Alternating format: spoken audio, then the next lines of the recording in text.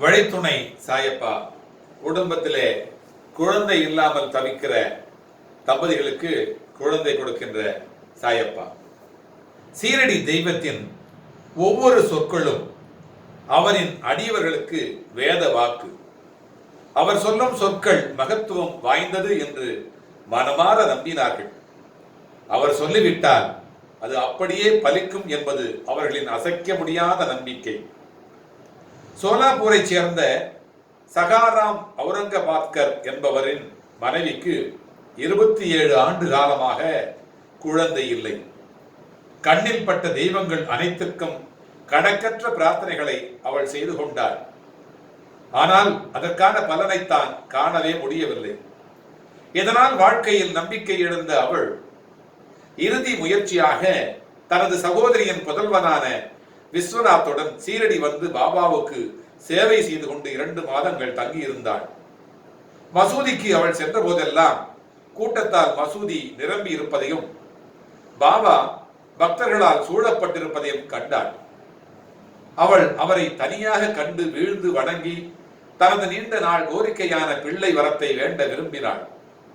ஆனால் அதற்கான உரிய சந்தர்ப்பம் கிடைக்காத காரணத்தினால் முடிவாக அவள் பாபாவிடத்திலே அவர் தனியாக இருக்கும்பொழுது தனக்காக பேசும்படி பாபாவின் நெருங்கிய நண்பரான ஷாமாவிடம் கேட்டுக்கொண்டாள்.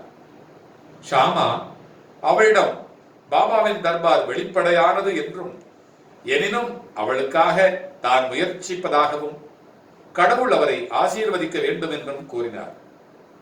தேங்காயுடன் ஊதுபத்தியுடன் முன்னிருக்கும் திறந்த வெளியிலே பாபாவின் உணவு பரிமாறக்கூடிய அந்த நேரத்திலே தயாராக இருக்கும்படியாகவும் அவர் அவளுக்கு ஜாடை காண்பித்த பொழுது அவள் வர வேண்டும் என்றும் அவளிடத்திலே கூறி வைத்திருந்தார்.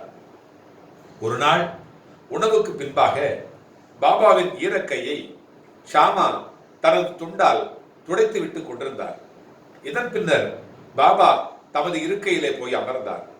ஷாமா அந்த பெண்மணிக்கு ஜாடை செய்தார். அவள் மேலே வந்து வணங்கி தேங்காய் ஊதுபத்தி இவைகளை பாபாவிடத்திலே அளித்தாள். பாபா அந்த முற்றல் தேங்காயை ஆட்டி பார்த்தார். அதனுள்ளிருந்த பருப்பு உருண்டு சப்தம் செய்தது. பாபா கேட்கிறார், ஷாமா இது உருளுகிறதே, என்ன சொல்கிறது என்பதை கவனி. ஷாமா சொல்கிறார், இந்த பெண்மணி அந்த மாதிரியாக ஒரு குழந்தையையும் தனது வயிற்றிலே உருண்டு உயிர் போற வேண்டும் என்று வேண்டுகிறாள். எனவே அந்த தேங்காயை தங்களது ஆசீர்வாதத்துடன் அவளுக்கு கொடுங்கள் என்று சொன்னார். பாபா சொல்கிறார், இந்த தேங்காய் அவளுக்கு ஒரு மழலையை அளிக்குமா? இந்த மாதிரி விஷயங்களில் எல்லாம் ஜனங்கள் எவ்வளவு முட்டாள்தனமாகவும் போலி நம்பிக்கையுடன் இருக்கிறார்கள். ஷாமா சொல்கிறார், உங்களது மொழி ஆசி இவைகளின் சக்தியை நாங்கள் அறிவோம். உங்களது சொல் அவளுக்கு நிச்சயம் குழந்தை பேற்றை அளிக்கும். நீங்கள் விவாதித்துக் கொண்டிருக்கிறீர்களே தவிர உண்மையான ஆசியை அளிக்கவில்லை. விவாதம் கொஞ்ச நேரம் நடந்து கொண்டிருந்தது. பாபா தேங்காயை உடைக்கும்படி மீண்டும் மீண்டும் ஆணையிட்டுக் கொண்டிருந்தார். ஷாமாவோ முழு தேங்காயையும் அந்த பெண்மணிக்கு அளிக்கும்படி விவாதித்துக் கொண்டிருந்தார். முடிவாக பாபா சம்மதித்தார். பாபா சொல்கிறார், அவளுக்கு ஒரு குழந்தை பிறக்கும். ஷாமா கேட்டார், எப்பொழுது? பாபா சொல்கிறார், 12 மாதங்களில். இதன் பேரிலே தேங்காய் 2ஆக உடைக்கப்பட்டு ஒரு பகுதியை இருவரும் உண்டார்கள். மறுபகுதி அவளிடத்திலே அளிக்கப்பட்டது. பின்னர் ஷாமா அந்த பெண்மணியின் பக்கம் திரும்பி, தாயே, நீ எனது மொழிகளுக்கு ஒரு சாட்சி. பாபாவின் கருணையால் 12 மாதங்களுக்குள் உனக்கு குழந்தை நிச்சயம் பிறக்கும். நான் கூறுவதை நீ விரைவில் உணர்வாய் என்று கூறினார். பாபாவின் வாக்கு பொய்க்கவில்லை. அவள் 1 ஆண்டுக்குள் ஒரு புதல்வனை பெற்றெடுத்தாள். புதல்வனது 5வது மாதத்திலே அவளை மசூதிக்கு எடுத்து வந்தார். கணவன் மனைவி இருவரும் பாபாவின் முன்னால் வீழ்ந்து வணங்கினார்கள்.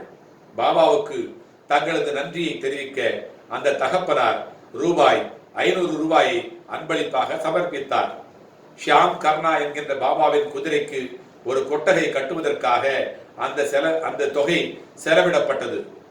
சீரடி சாய் பாதம் படிவதற்காக நாமும் கூட இதே போல நம்முடைய வழித்துணை சாயப்பாவுடைய ஆலயத்திலே வைத்து இந்த குழந்தை பாக்கியத்திற்காக நாம் இப்பொழுது ஒரு யாகத்தை நடத்தி கொண்டிருக்கிறோம்.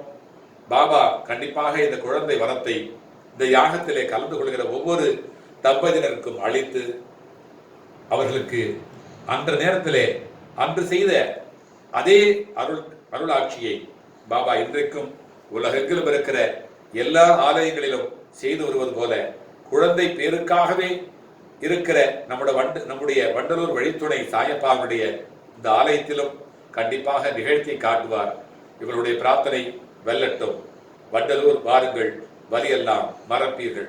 ஜெய் சாய்ராம், ஜெய் சாய்ராம், ஜெய் சாய்ராம்.